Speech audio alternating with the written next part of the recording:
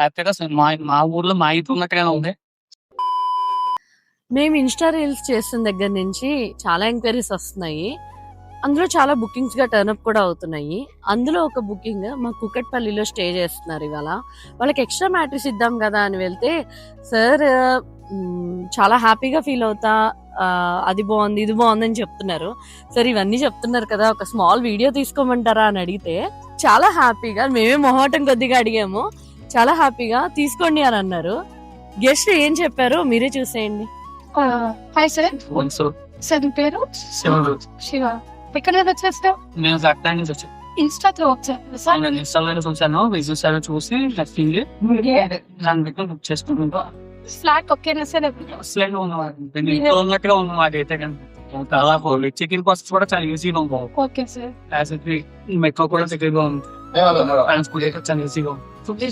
ఇంకేమైనా ఫీడ్బ్యాక్ ఉంటాయి, ఏదైనా మేము చేంజ్ చేసుకోవడం తీసుకోవడానికి వస్తానికి అయితే ఏం లేదు.